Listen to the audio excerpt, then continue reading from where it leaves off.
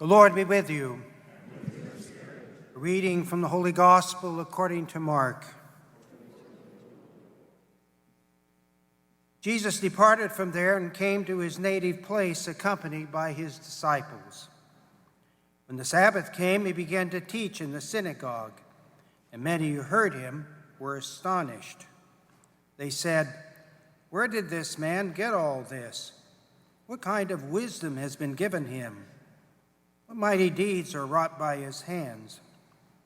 Is he not the carpenter, the son of Mary, brother of James and Joseph and Judas and Simon? And are not his sisters here with us?" They took offense at him. Jesus said to them, "A prophet is not without honor except in his native place and among his own kin and in his own house." So he was not able to perform any mighty deed there, apart from curing a few sick people by laying his hands on them. He was amazed at their lack of faith. The Gospel of the Lord. Praise to you, Lord Jesus Christ.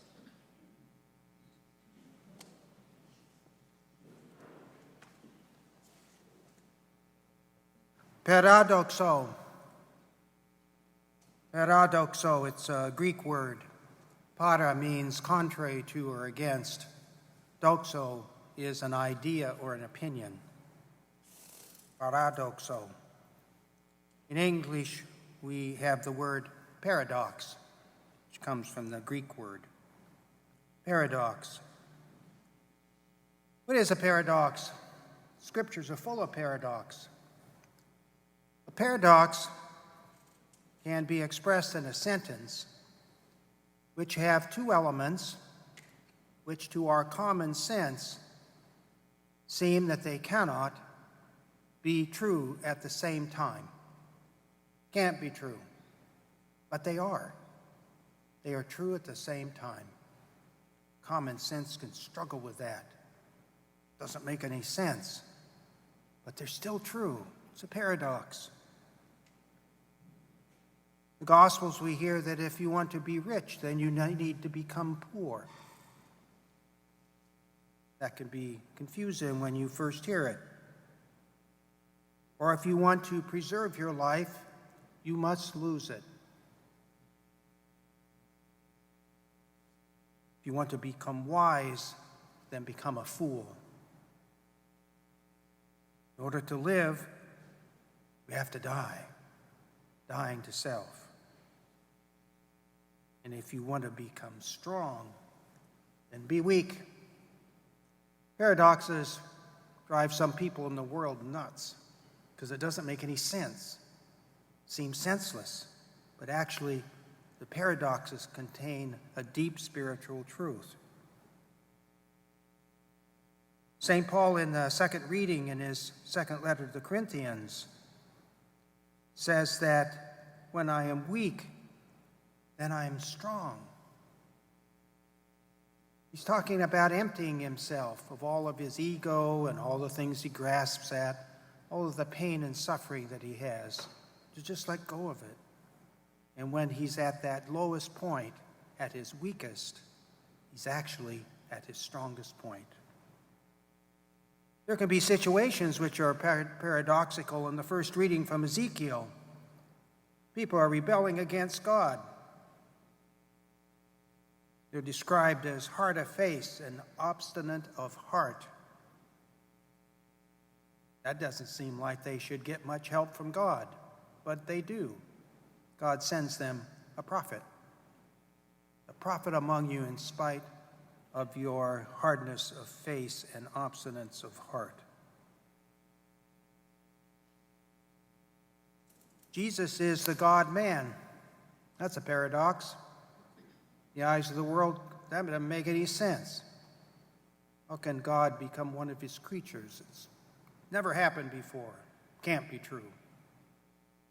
But it is. Jesus is both God and man.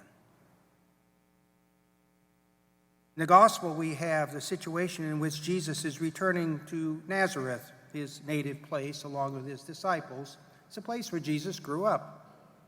Nice little village, about 400 people. Most of them are Jesus' relatives. It's like a family compound. And so, well, here comes Jesus back. He grew up here, became a carpenter and stonemason just like his father Joseph, which was the expectation of the culture. In order to keep society stable and predictable, the children need to do what the father did. The father's a baker, then the expectation is the son would be a baker. Otherwise, when the father dies, town's not going to have a baker. So the way to keep that stabilized is to insist that the sons follow the vocation of their father, which Jesus did for a number of years. Scholars say that he was a carpenter, and in scriptures it's mentioned they also probably a stonemason. Probably worked at Roman town not far from Nazareth in order to make a living.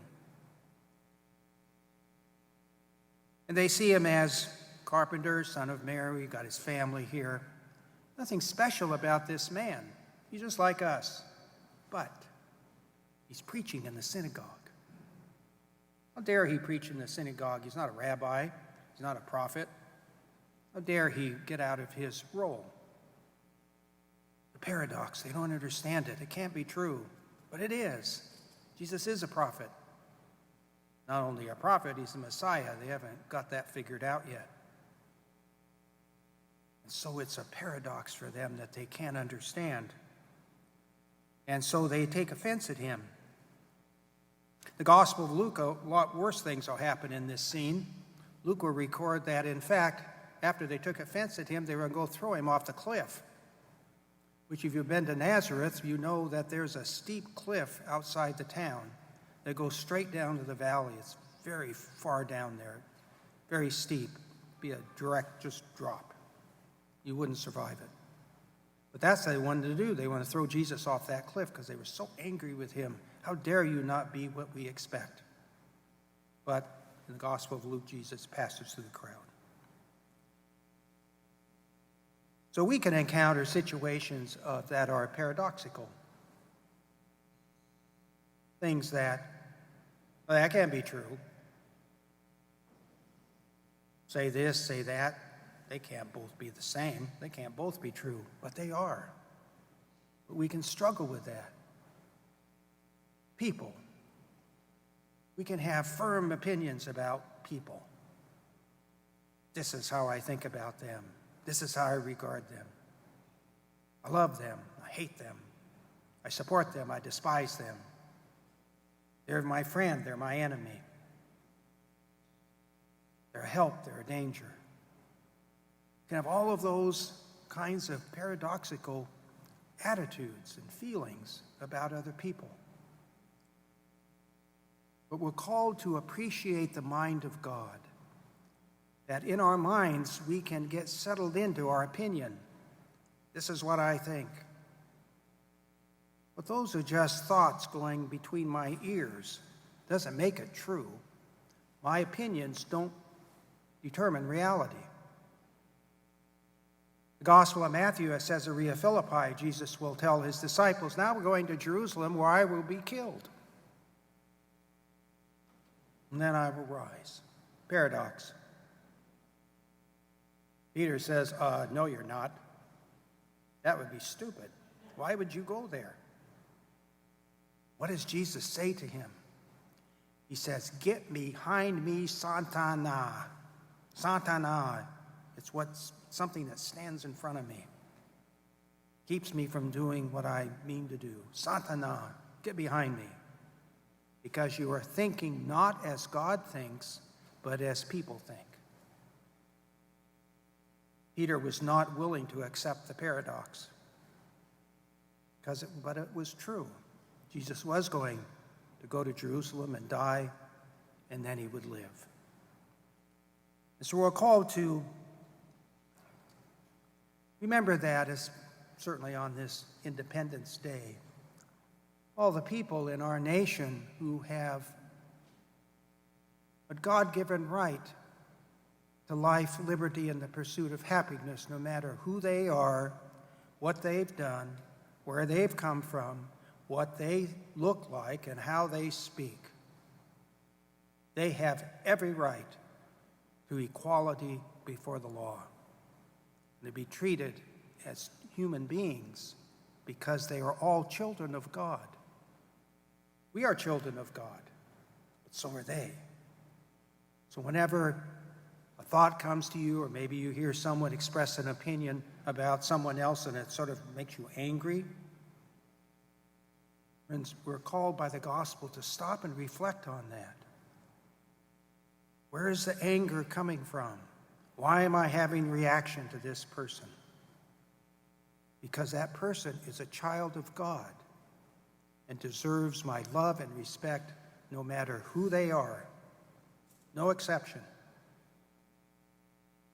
That's a basic belief of every major religion in the world, not just Christians. We're all called to love the people around us and to see them as God's children. So on this Independence Day, we celebrate not just our individual freedom, but we celebrate the freedom and the equality and the happiness of all people in the nation.